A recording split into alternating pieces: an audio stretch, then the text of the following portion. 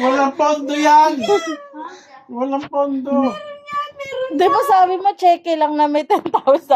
Wala sa usapan yung may laman. Sayang ka, mali ka nang pinili, te. Magkano yung kabila? Ito naman para sa ako naman yung Mas pareho. malaki pa Yeah. yan.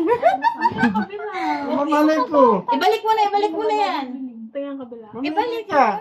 Pinamimili ko siya. Papel o pera. Ganun lang. Parehas papel eh. Ha? Ay, makapal yun. May laman yun. O, basta mamili ka. Wag mo kunin. Isa lang pipiliin. Dahil ibigay ni mama yung isa. Isa lang pipiliin. Mali mo, 20,000 yan. Uy, tsaka, wag mo nang alamin para... Masasaktan ka lang. Birthday ko ulit. Picture naman na si Papa yung nagbigay. Nagpirma yan kanina eh. Nagpirma lang. Wala nang pondo. Yung pirma ko napunta na sa'yo. Wala bang problema pa? May pirma lang. Pondo to? Ha? Walang pondo? Tatalbog to. Mapapahiya ka sa video. Oy, Sige. si Betbit pa. Oh, Bit-bit mo kahit Sarap sa... mag-birthday talaga. Ang daming surprise. Ah, ganun. Na-surprise ako sa office. Tapos, pagbaba ko ng motor, sabi ni Christian, kunin ko yung tumbler sa loob ng motor.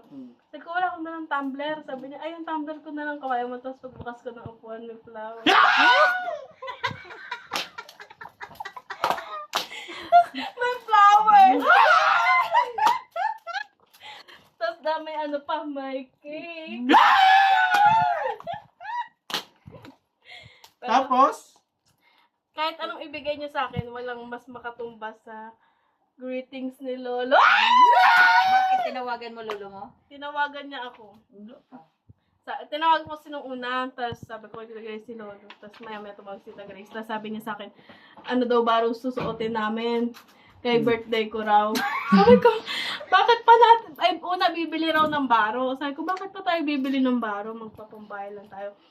Sabi niya, nasan ka na ba? Sabi ko, nandito sa opisina, nagtatrabaho. Tapos sabi niya, bakit ka pa nagtatrabaho? Birthday mo ngayon. Sabi niya ganyan. Tapos, ano pa sabi niya?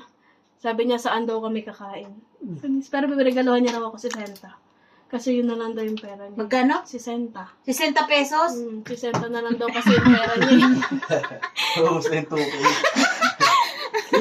Kasi daw, sabi naman Tita Grace, bakit daw si Senta lang? Sabi ganyan. Tapos sabi naman ni Lolo, anong magagawa ko? Si Senta na lang yung pera ko. Kasi para lang nag-birthday at least may nabigay ako sa kanya. Sabi na ganyan ni Lolo. Sabi niya kakain daw ba kami sa mga inasal. Tapos sabi ko naman, may pasok pa ako. Sabi niya ganyan. Tapos pupunta daw siya dito. Sabi ko, may ano oras bang uwi mo? Sabi 6:30 pa. Makakarating ako dyan, mga 8 na, magna 9. Sabi niya, ay gabi na pala. Tapos sabi ko, sa linggo na lang, bibilan na lang kita ng mga inasal. Sabi niya, inatake daw yun daw. Yung mga paa, takot na takot daw si Lolo. Kaya yung mga paa niya, hindi parang ganun. Madaling araw. Eh, yung kulang na sa exercise. Hindi, siguro sa kidney niya yata. Sabi ng tita Grace. Sabi, naisip daw ni Lolo na baka daw, kaya hindi niya maramdaman yung paa niya dahil sa kidney niya. Tapos sinabi daw ni Tita Grace, hindi yan, baka sa acid mo lang yan, ganyan-ganyan. Kaya yung dalawang paa daw nung matanda, tapos takot na daw si Lolo. Tapos daw, ang ginawa daw ni, kaya ano daw, gisingin mo si Ogie, sabi ganyan.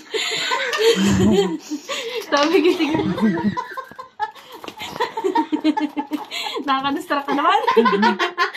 Huwag ka na kasi magkwento. Mag-picture ka lang naman yung video. Gisingin mo si If Ogie. you're in good hands with Metro Bank. Parang ang daming laman ng hawak ni Mama. Oh, luto, may yellow. Kasi 10,000 equivalent niya ni cash. Gisingin mo si Ogie. Magparingas daw ng uling kaya idadarang daw sa paa niya. Ihaw na. Dinarang na yung paa niya sa uling.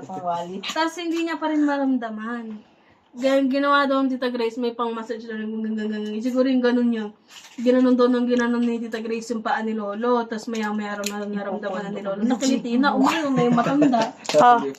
Naramdaman niya. Regalo ko sa'yo. Grabe ka naman, Tin. O, tapos na rin mag-picture.